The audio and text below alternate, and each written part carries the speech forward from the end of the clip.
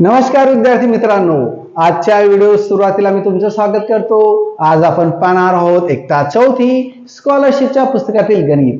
त्यात हा भाग 2 आहे, कारण का भाग 1 मध्ये पाठ 17वा दिनदर्शिका त्याचे 1 ते 7 प्रश्न आपण बघितलेले आहेत। आता हा भाग 2 याचा 8 पासून उर्वरित प्रश्न जे आहेत म्हणजे एकूण 16 ते आज आपण याचा पाहणार आहोत।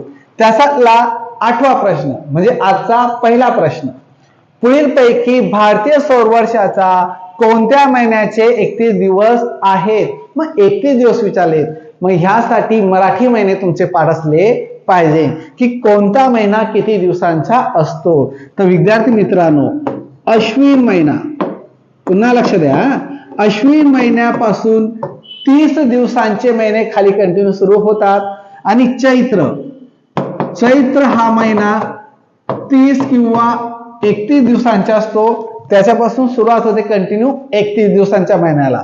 तर वैशाख हा जो येतोय तो 2 नंबरचा येतोय, मग ह्यानुसार 2 नंबरचा महिना पण किती दिवसांचा आहे 31, म्हणून पर्याय क्रमांक 4 याचं योग्य उत्तर आहे। पुढचा प्रश्न आहे 9वा, अल्लाहचा जन्म 31 डिसेंबर 2016 ला शनिवारी झाला, त्याच्या 8व्या वाढदिवशी कोणता वार होता। आता 8व्या वाढदिवशी आपल्याला विचारलेला आहे, तर या ठिकाणी 31 डिसेंबर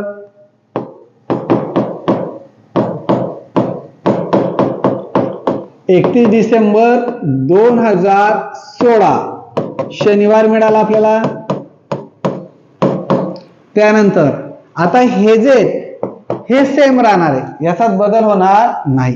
मी चेंज करतोय तर वर्ष पहा, या ठिकाणी 16 नंतर 17, 18, 19, 20, 21, 22, 1, 2, 3, 4, 5, 6 वाढदिवस झाले। त्याच्यानंतर 7वा वाढदिवस आणि 8वा वाढदिवस 2024 ला त्याचा 8वा वाढदिवस येईल। मग त्यानुसार विद्यार्थी मित्रांनो, आता या ठिकाणी व्यवस्थितपणे तुम्ही समजून घ्यायचंय, 2016 नंतर या ठिकाणी 2018 ला हे लीप वर्ष आहे, पण ते पुढच्या वर्षी पकडलं जात आहे, म्हणून या ठिकाणी 1 वार पुढे होईल। 2018 ला 1 वार पुढे सरकेल, 2021 चा 1, 2020 कारण याला 4ने भाग जातो, तुम्हाला अगोदर समजून सांगितलंय 4ने भाग गेला तर ते लीप वर्ष असतं, मग याचे 2 वार पुढे सरकतील। 2021 चे 1 वार, 2022 ला 1 वार, 2023 1 आणि 2024 ला पण 2 वार, कारण 2024 ला लीप वर्ष आहे, कारण त्याला 4ने भाग जातो। मग काही गोष्टी मी अगोदर सांगितलेल्या आहेत, पुन्हा त्या सांगणार नाही, त्या तुम्ही समजून घ्यायचं आहे। मग आता किती वार होत आहेत ते मोजूया, 1 2 3 4 5 6 7 8, 8 आणि 2 10, एकूण वार झाले 10। पुन्हा 7 दिवसानंतर 8व्या दिवशी तोच वार म्हणजे 7व्या दिवशी तोच वार येतो, कारण जो वार आहे तो आज पकडत नाही, म्हणून 7व्या दिवशी तो वार येतो, म्हणून 7 येथून वजा करूया, उरले किती 3 वार आपण पुढे या ठिकाणी वार घ्यायचा आहे। मग या ठिकाणी शनिवार होता, शनिवार नंतर 3 दिवस पुढे जाऊया, शनिवार नंतर रविवार, सोमवार, मंगळवार, तर या ठिकाणी मंगळवार पर्याय क्रमांक 3 येतोय, म्हणून पर्याय क्रमांक 3 याचं योग्य उत्तर। ह्या ठिकाणी विद्यार्थी मित्रांनो प्रश्न व्यवस्थित समजून घ्यायचा आहे आणि कसा सोडवला तेही समजून घ्यायचं आहे। पुढचा प्रश्न आहे 10वा, शाळेला 5 मे पासून 42 दिवसांची उन्हाळी सुट्टी सुरू झाली, तर शाळा पुन्हा किती तारखेला उघडेल। आता उघडेल म्हणजे सुरू होईल ते आपल्याला विचारलेलं आहे, आणि 5 मे पासून सुरू होती, तर 5 मे हा तारीख पकडावी लागेल। मग आता सगळ्यात महत्वाचं, मेचे दिवस किती 31, आणि मे पासून काय 42 दिवसांची उन्हाळी सुट्टी होती, तर 5 मे पकडलेला आहे, म्हणजे तो आपल्याला पकडावा लागणार आहे। इथून मायनस करूया, वजा करूया 4, मग 31 मधून 4 वजा केले तर उरतात 27। मग आता मेचे 27 दिवस संपले, पुढचा महिना आहे जून, मे नंतर काय येतं जून। आता जूनचे किती दिवस सुट्टी आहे ते शोधायचे असेल, सुरुवातीला काय करूया, 42 दिवस सुट्टी होती, त्याच्यातून 27 दिवस आपले कशाचे होते, आपले मेचे, ते मेचे वजा करूया, मग मेचे वजा करण्यासाठी या ठिकाणी 2 मधून होत नाही म्हणून इथं 2 घेतला, इकडे 1 घेतला, इथं उरले 3. 12 मधून 7 गेले तर 5 उरतात, 3तून 2 गेले तर 1 उरतात. तर या ठिकाणी 15 जून पर्यंत सुट्टी असणार आहे. आणि सुट्टी असेल तर सुट्टीच्या दिवशी तुम्ही 15 तारखेला शाळेत जाणार का? नाही. तर त्याच्या पुढच्या दिवशी तुम्ही शाळेत जाणार, म्हणजे 16 जूनला. म्हणून पर्याय क्रमांक 3 याचं योग्य उत्तर आहे 16 जून. पुढचा प्रश्न आहे 11वा. पुढील पैकी कोणते लीप वर्ष नाही विचारलाय. प्रश्नात काही गोष्टी समजून घ्या. मग लीप वर्ष काय? तुम्हाला अगोदर पहिल्या भागात सांगितले विद्यार्थी मित्रांनो, जर सण दर्शक असतील तर त्या वेळेला संचे सुरुवातीचे 2 अंक बघायचे. त्या सुरुवातीच्या 2 अंकांना म्हणजे या ठिकाणी 16ला जर 4ने भाग जात असेल तर ते लीप वर्ष असते. मग 4च्या टेबलमध्ये 16 येतो म्हणजे लीप वर्ष आहे. 18 4च्या टेबलमध्ये 18 येत नाही म्हणजे त्याला 4ने भाग जात नाही. आणि 4ने जर त्याला भाग गेला नाही तर 2018 हे लीप वर्ष नाही. म्हणून पर्याय क्रमांक 2 याचं योग्य उत्तर. पुढचा प्रश्न आहे 12वा. पुढील पैकी कोणत्या वर्षी 366 दिवस असतील? मग 366 दिवस केव्हा असतात विद्यार्थी मित्रांनो? ज्या वर्षी लीप वर्ष असते, म्हणजे फेब्रुवारीचे 29 दिवस होतील त्यावेळेस लीप वर्ष येत असतं. मग 2002, मग या ठिकाणी शेवटच्या 2ला 4ने भाग जात नाही म्हणजे ते लीप वर्ष नाही. या ठिकाणी शेवटच्या 2 अंकांना 4ने भाग जातोय, 4ला 4ने भाग जातो म्हणजे 2004 हे काय लीप वर्ष आहे. आणि आपल्याला ते विचारलंय 266 दिवस म्हणजेच लीप वर्ष. म्हणून पर्याय क्रमांक 2 याचं योग्य उत्तर. पुढचा प्रश्न आहे 13वा. 2016 साली वर्षाचा पहिला दिवस शुक्रवारी होता, तर 2017 साली मराठी भाषा दिन कोणत्या वारी आला असेल? तुम्हाला मराठी भाषा दिवस कोणत्या वारी येतो हे माहित असलं पाहिजे. तर 27 फेब्रुवारी. काय तारीख विद्यार्थी मित्रांनो? 27 फेब्रुवारी. लक्षात असू द्यायचं, 27 फेब्रुवारीला मराठी भाषा दिन म्हणून आपण साजरा करत असतो.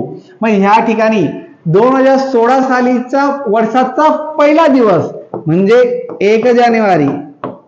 कोणता? 1 जानेवारी. त्या दिवशी कोणता वार होता? शुक्रवार.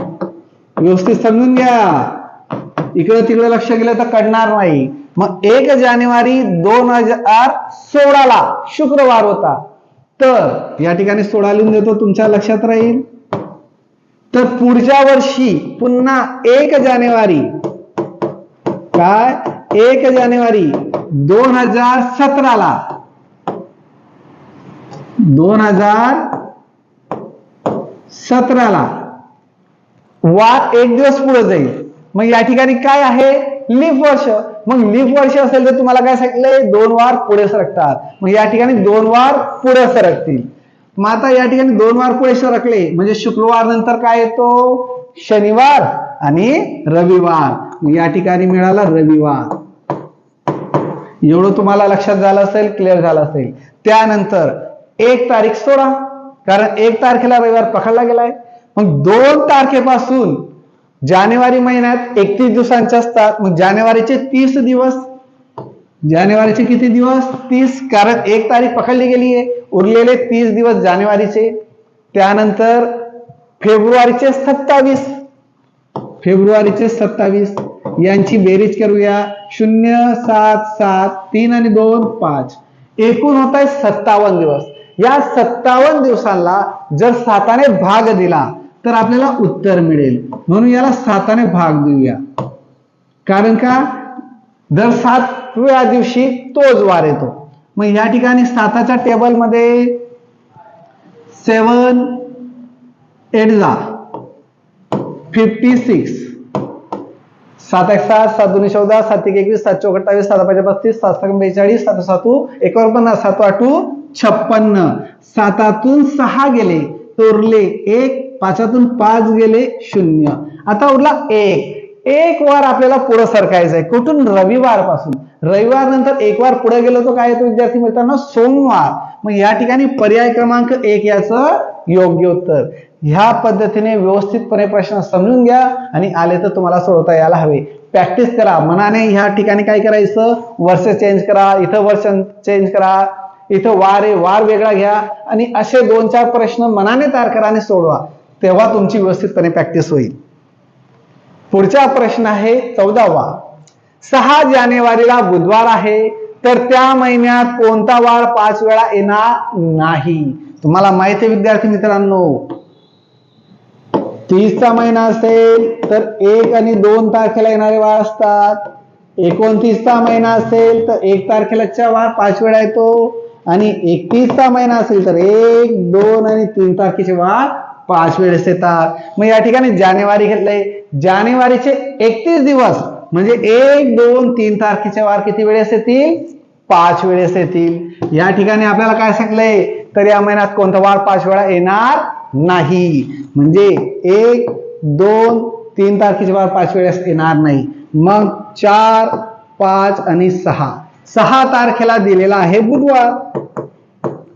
तर बुधवारचा अगोदरचा वार काय येतो? मंगळवार.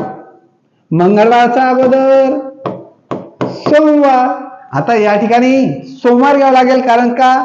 शुक्रवार. या ठिकाणी पहा, सोमवारचा अगोदर तुम्हाला समजावून सांगतो, शॉर्टकट देऊन फायदा नाही.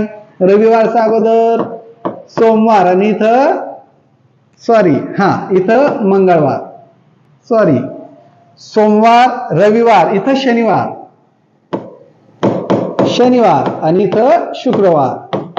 मग शुक्रवार हा 5 वेळेस येईल. घ्यायला चालणार नाही पर्याय 1, पर्याय 2 घ्यायला चालणार नाही आणि पर्याय 3 घ्यायला चालणार नाही. कारण 1, 2, 3 तारखेचे वार 5 वेळा येतात. मग पुढचा इथं पर्याय दिलेला आहे सोमवार. सोमवार हा 31 असला तरी, 31चा महिना असला तरी तो 4 तारखेच्या वार 5 वेळेस येणार नाही. म्हणून पर्याय क्रमांक 4 याचं योग्य उत्तर. पुढचा प्रश्न आहे 15वा. तनुजा दररोज अर्धा लिटर दूध घेते. प्रति लिटर 70 या दराने तिचे एप्रिल महिन्याचे बिल किती होईल? आता एप्रिल किती दिवसांचा ते शोधूया. जानेवारी, फेब्रुवारी, मार्च, एप्रिल. एप्रिल खाली खोल दरीत आला म्हणजे एप्रिल आला तुमच्या 30 दिवसांचा. 70 रुपये लिटर एका लिटरला आणि ती घेते किती? अर्धा लिटर. मग दोघींपैकी एक आपल्याला हाफ करावा लागेल म्हणजे अर्धा करावा लागेल. या ठिकाणी 30 दिवस आहे. 30 दिवसांना 2 भाग दिलं तर उत्तर येते 15. एक तर हे 15 दिवस करा किंवा 70 रुपये लिटर आहे त्याचा हाफ अर्धा केले तर या ठिकाणी होतात 35. एक तर अर्धा लिटरला 35 करा किंवा दिवस कमी करा, तुमच्यावर कशा पद्धतीने सोडता. त्यानंतर करणार काय? या ठिकाणी जर दिवस कमी केले तर 70 जशास तसे राहू द्या, 15. आणि जर 35 हाफ केले कमी केले तर 30 दिवस जशास तसे राहू द्या. या ठिकाणी घेणार 35. तुमच्यावर आहे तुम्हाला कोणत्या पद्धतीने सोडवायचे ते. मी हे सोडवतो बघा. 15 0 15च्या टेबल 0 पर्यंत घेतला 0 होतात. 15च्या टेबल 7 पर्यंत घेतला तर 105 होतात. मग या ठिकाणी उत्तर मिळतंय 1050 रुपये. 1050 पर्याय क्रमांक 2 याचं योग्य उत्तर. 1050 रुपये लागतील. पुढचा 16वा प्रश्न आणि ह्या स्वाध्यायाचा शेवटचा, म्हणून व्हिडिओला लाईक आणि सबस्क्राईब करायला विसरू नका. आणि व्हिडिओ कुठून पाहता विद्यार्थी मित्रांनो तेही मला कमेंट मध्ये कळवा. एका वर्षी लोकमान्य टिळक पुण्यतिथी रविवारी होती, त्याच वर्षी बालदिन कोणत्या वारी आला असेल? आता बालदिन तुम्हाला माहित असलं पाहिजे विद्यार्थी मित्रांनो की बालदिन कोणत्या दिवशी. ह्या ठिकाणी लोकमान्य टिळक आणि बालदिन सुरुवातीला मी तुम्हाला पहिल्या व्हिडिओ तयार केला त्याच्यात सांगितलेलं होतं की ह्या गोष्टी तुम्ही लक्षात ठेवा. त्याच्यात दिलेले लोकमान्य टिळक आणि बालदिन हे एकाच वारी येत असतात. जर हे तुम्ही व्यवस्थितपणे तो व्हिडिओ समजून घेतला असेल आणि पाठाच्या सुरुवातीची माहिती वाचली असेल तर या ठिकाणी लगेच तुम्हाला उत्तर कळेल की लोकमान्य टिळक पुण्यतिथी रविवारी तर बालदिन सुद्धा काय येईल? रविवार. म्हणून पर्याय क्रमांक 3 याचं योग्य उत्तर. धन्यवाद विद्यार्थी मित्रांनो, भेटूया उद्याच्या दिवशी पुढच्या व्हिडिओमध्ये.